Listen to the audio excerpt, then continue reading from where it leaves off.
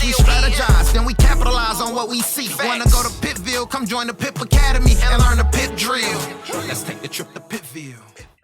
Hey, what's going on, you guys? I want to welcome you back to the channel. And in this video, we're going to break down how we caught this sniper entry on EU during CPI news. Okay, today is Wednesday, September 13th, and we had news. We had CPI news on the USD this morning. I'm going to break down this trade step by step, show you guys my entire thought process, what I saw when did I get into the market.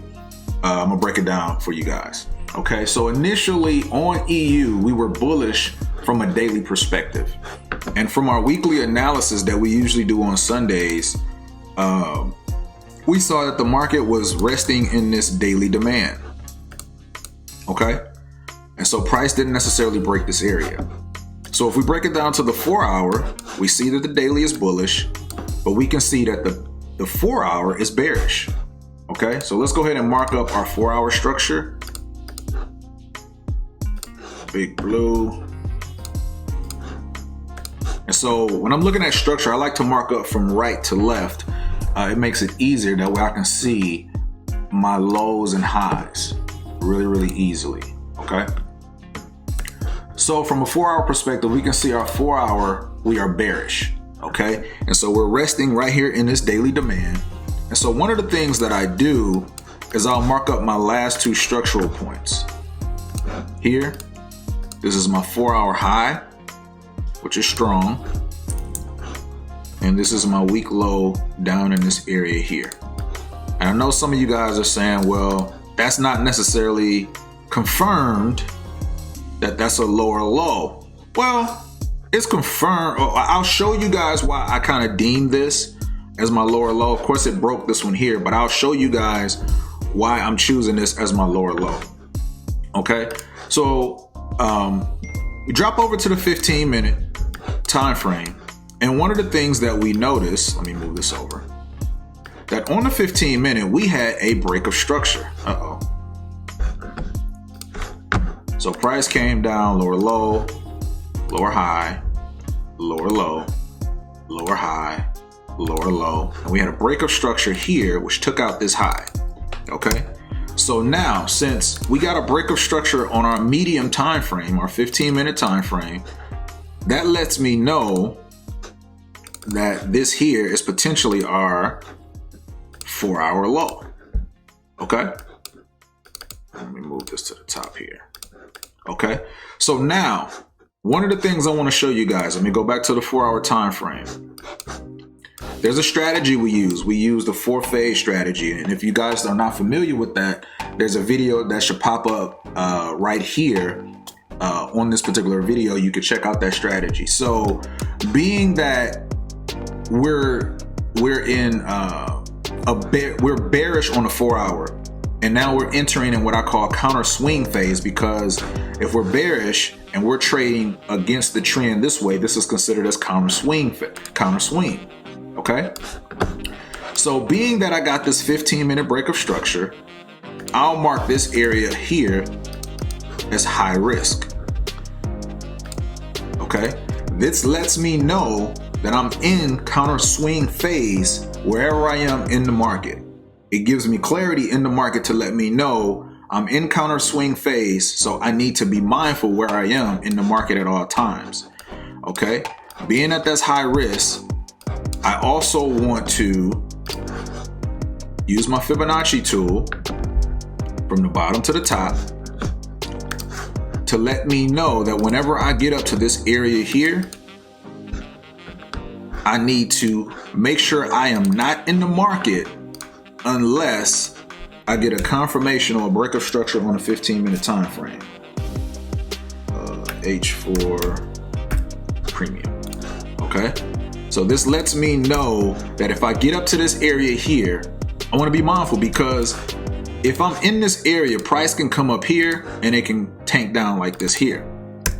So if I'm in this area, price can continue to go up, things like that. Then if it breaks this area here, then I can say, okay, now I'm more prone to possibly look into the market and take more trades, because if it breaks this area, this will be considered as a 4-hour break of structure.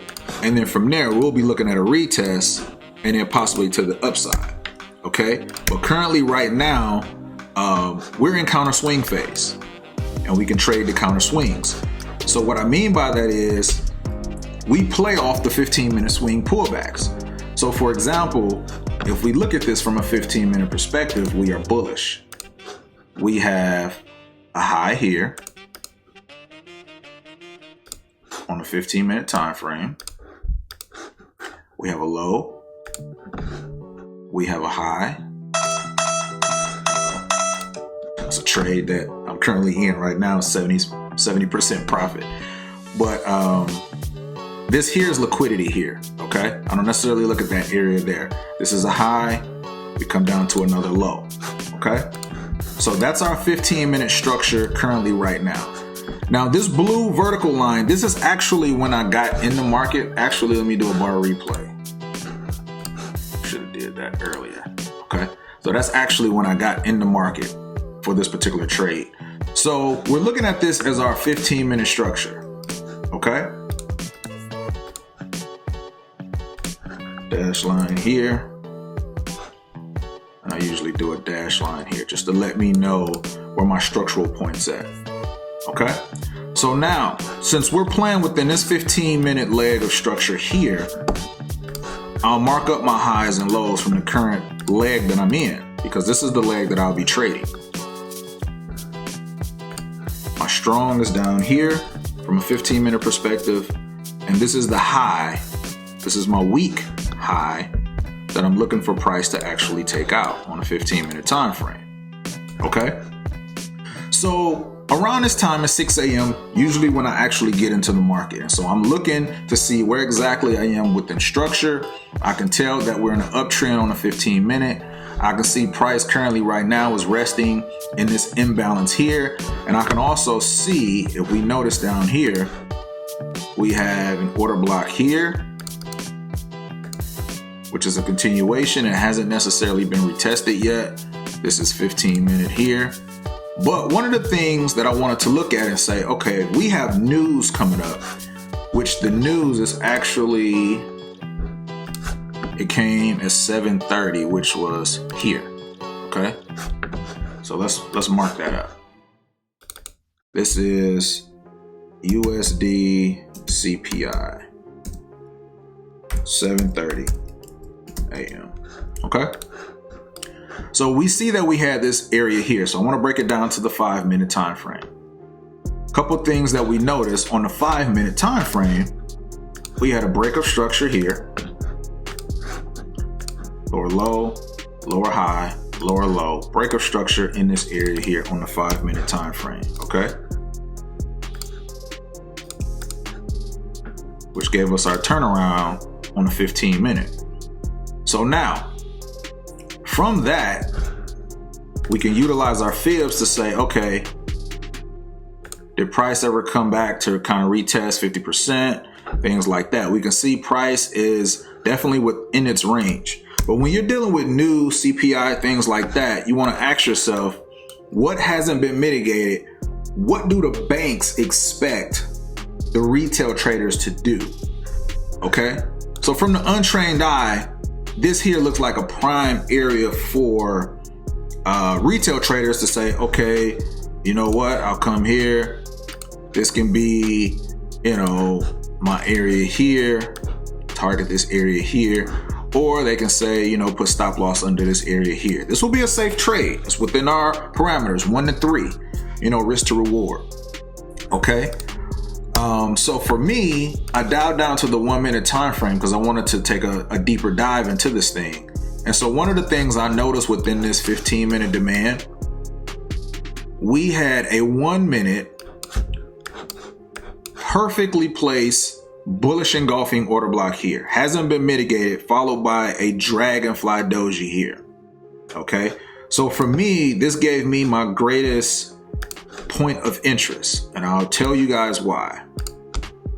So I'll mark this up as a 1-minute demand.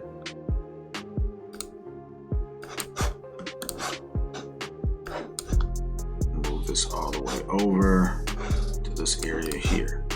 This is why I deem that as a pretty probable demand zone. It's because this demand zone broke 1, 2, 3, 4 short-term highs, okay?